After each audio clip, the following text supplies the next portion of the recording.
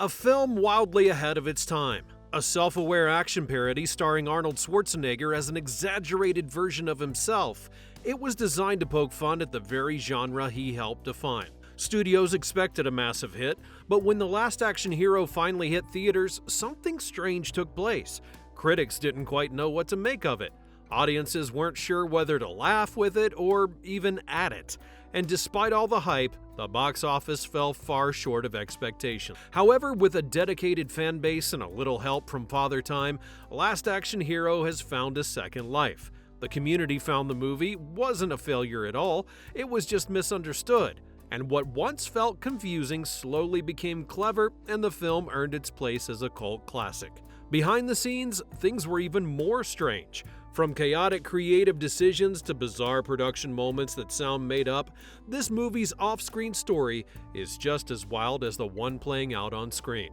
So today, we'll count down and get into 12 weird facts about Last Action Hero that reveal just how risky, ambitious, and downright bizarre the movie really was. Number 12. Released 1 week after Jurassic Park. The timing of Last Action Hero's release could not have been more unfortunate. The movie hit U.S. theaters on June 18th of 1993, only 1 week after Steven Spielberg's Jurassic Park premiered. For your information, Jurassic Park was a cinematic powerhouse and broke records with a jaw-dropping $50+ million opening weekend. By the time that Last Action Hero made its debut, Jurassic Park was still dominating cinemas, raking in an additional $36 to $38 million in its second weekend and firmly holding on to that number one spot. This big competition made things really hard for Last Action Hero. It opened in second place with just $15.3 million, which was way less than the studio expected. At that time, everyone was still excited about dinosaurs, so there wasn't a whole lot of attention left for Schwarzenegger's action comedy. Critics and people in the movie industry quickly said the bad timing was a big reason for how poorly the movie did.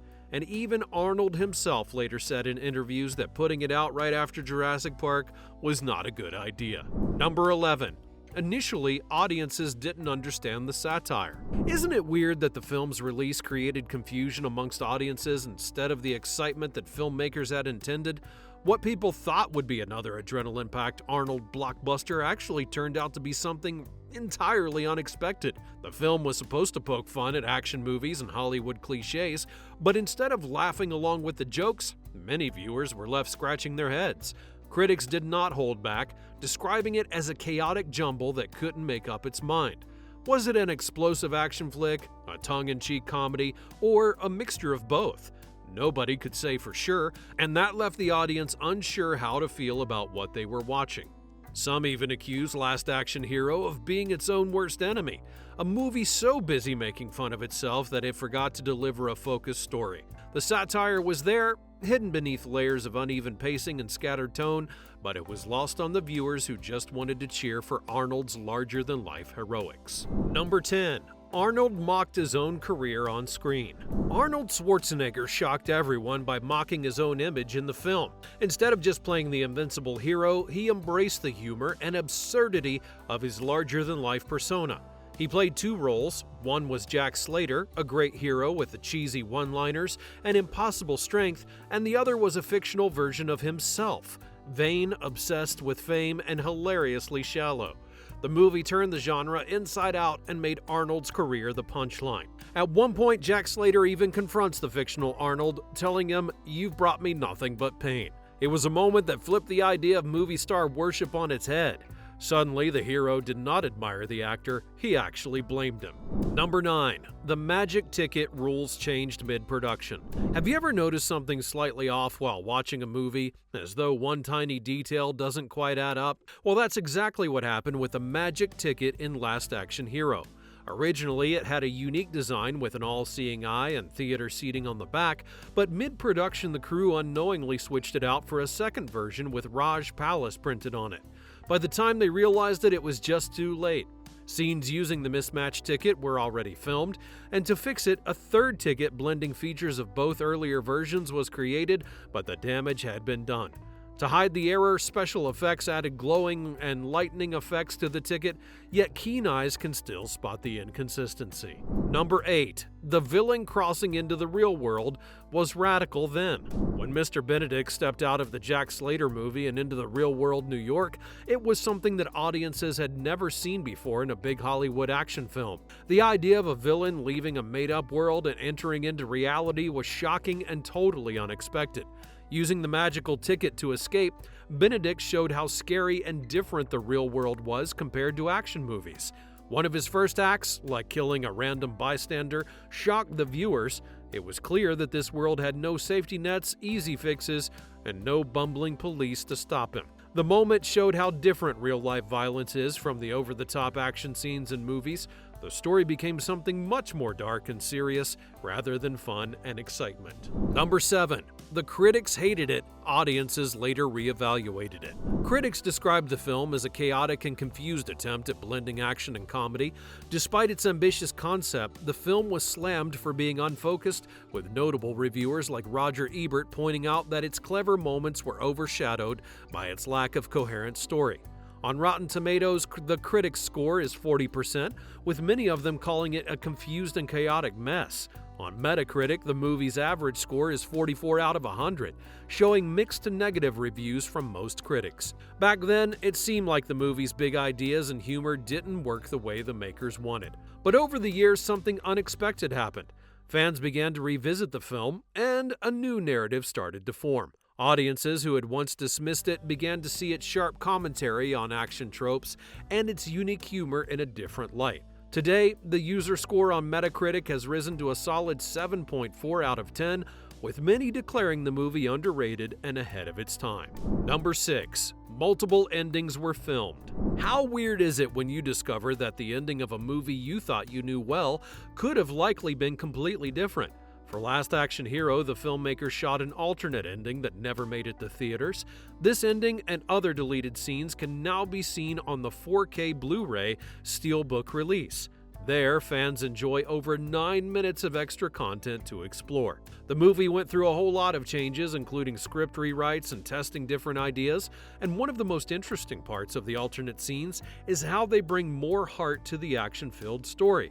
The theatrical version ends with the dramatic appearance of Death from The Seventh Seal and Jack returning to his own fictional world. However, other endings were filmed that gave the story a different emotional feel.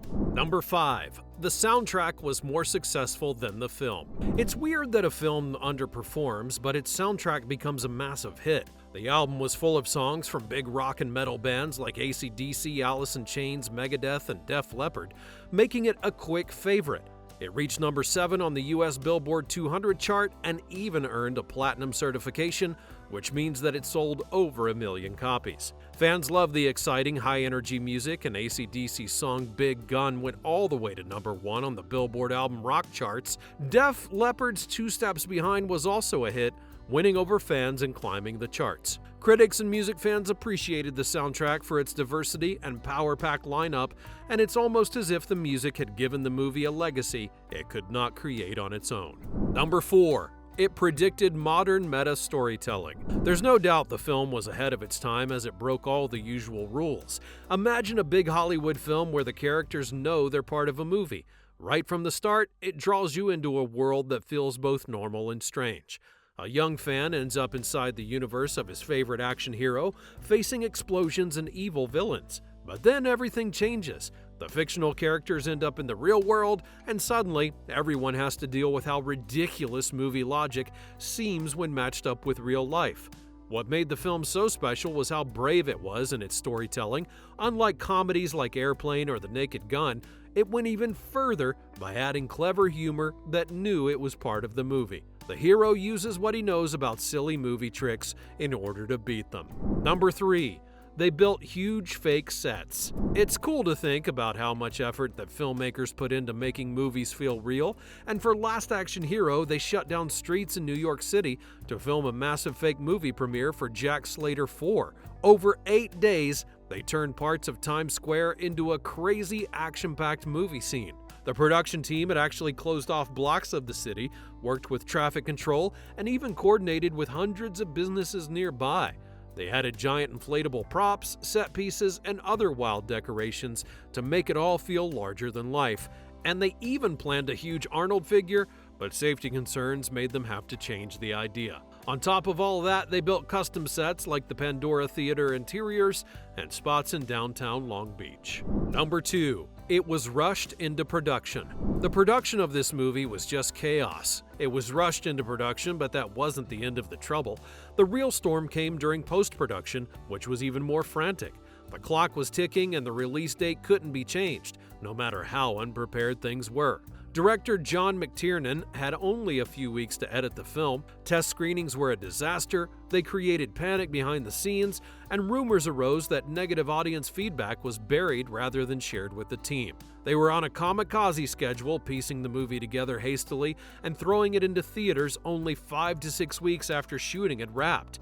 Making matters even worse, it opened just 1 week after Jurassic Park, and some people even claimed that it was unfinished when released. Number 1. The original script was a different movie. The weirdest fact is that the movie you watched was almost an entirely different story with a completely different vibe. Originally titled Extremely Violent, the spec script written by Zach Penn and Adam Leff was nothing like the final film that we know today. It was first written as a sharp and edgy satire of 80s action movies, making fun of their over-the-top cliches. But after a lot of rewrites by famous writers like Shane Black and William Goldman, it became a lighter, family-friendly action comedy. Even the main character would be changed. He was originally called Arno Slater and had a darker personality.